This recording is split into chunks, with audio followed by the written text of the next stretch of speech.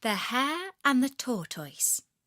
Hello, this is Natasha, and I'm dropping by with a famous fable by Aesop. It's about a race between a hare and a tortoise. You may have heard the story before, but you probably haven't heard it told by the hare. He's here to give us his version of that famous event that happened quite a long time ago now.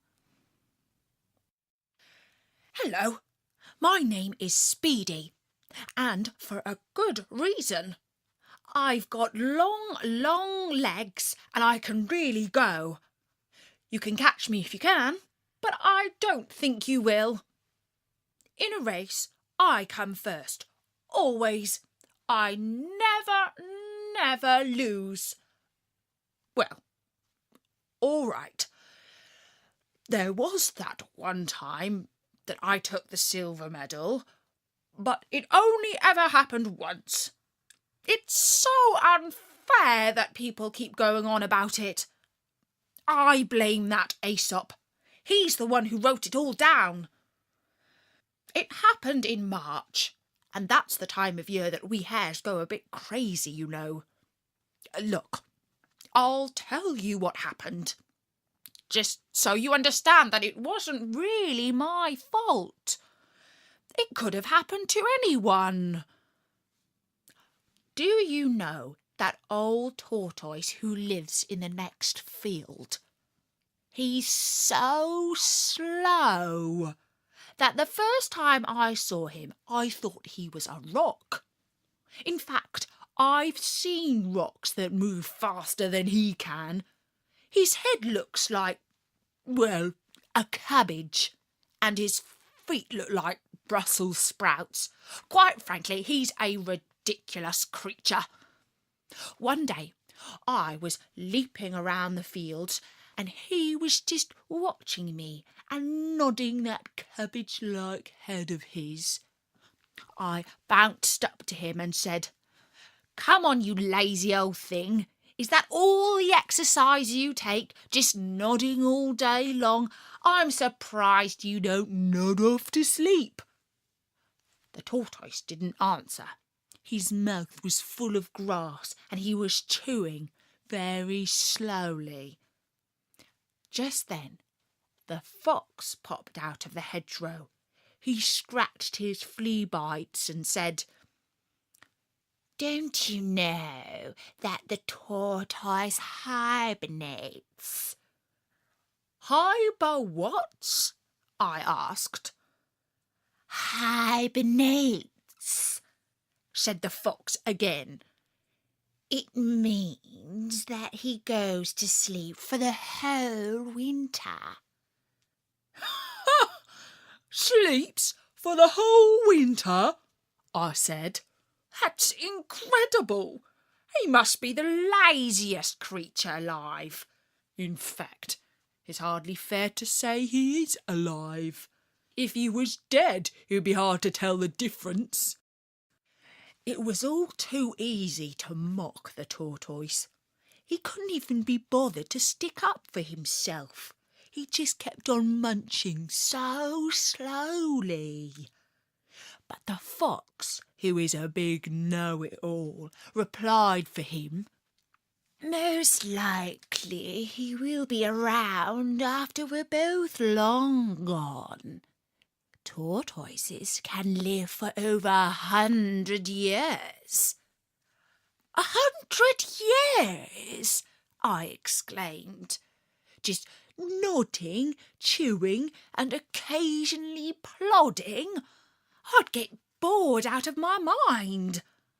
I have to run and jump and win races. If you've got speed, then you can really know that you're alive." Then that wily old fox said, "I'll lay a bet that the tortoise can beat you in a race. Not a quick dash, of course. He's hardly a sprinter, but a proper race over a good distance.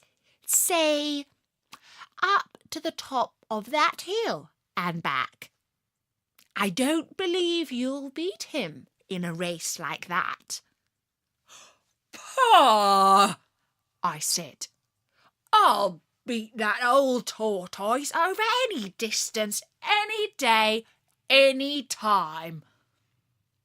And that's how I got myself into that infamous race with the tortoise. The fox arranged it all for us the next day at noon.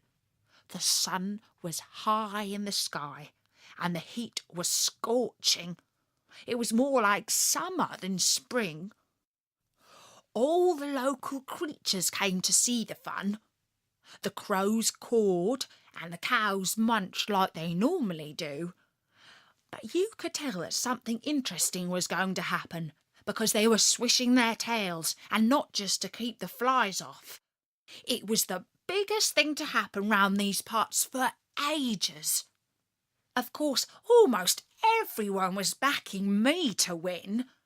You only had to look at me, lean, fit, with a terrific bounce in my step.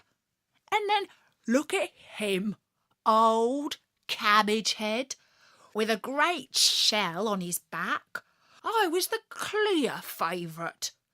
Only the fox was backing the tortoise. He was taking bets off his cronies, the badger and the rat. If I won, he would have to do them a month of services and favours. And if the tortoise won, they would have to work for him for the whole month. The badger and the rat thought the fox must have gone soft in the head to make such a silly bet. At last, the fox called out, "Ready, steady, go!" I hung round for a moment to see the tortoise lumber off the starting line, but he was taking so long about it that I got bored and shot off towards the hill. I was flying across the field, but I must say the hill was a long way. Even I couldn't get there in a moment. At the end of the field, I looked over my shoulder and saw that the tortoise had hardly got started. I'd say his top speed was about 1 mile per week. I had no doubt at all that victory was mine. I crossed another 3 fields, and at last I got to the hill, and I started to make my way up. It was tougher going now, and my legs were starting to feel less springy than usual. I took another look back and saw the tortoise was only halfway across the first field. I decided to stop for a breather and a bit of a chuckle. How did the fox ever think that old Cabbage Head could beat me? Doesn't he know that I'm speedy by name, speedy by nature? And I thought he was smart. In fact, just to show him how confident I was of winning, I sat down. "Give the old lumber along a sporting chance," I said to myself. "And when he gets near, I'll dash off again. That will make the race more entertaining." And so I stretched out and chewed on a long piece of juicy grass. I knew one of the beady-eyed crows would see me and report back to the crowd how I was so far ahead that I could afford to take things easy. In fact, I thought it wouldn't do any harm just to close my eyes for a moment or two. My eyelids certainly were feeling a bit heavy after running up a hill under a hot sun. In fact, I thought that 40 winks would refresh me, and I would set off all the faster when I got going again. And oh, how pleasant it was to lie down on such a glorious day. The grasshoppers were singing, and the breeze was rustling ever so gently in the trees. Soon I was dreaming of victory. They will be talking about this on the farm for weeks.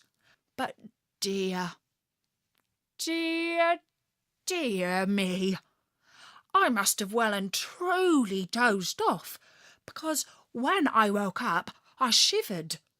The sun was going down and the air was a bit cooler. For a moment, I couldn't remember where I was. And then I recalled the race.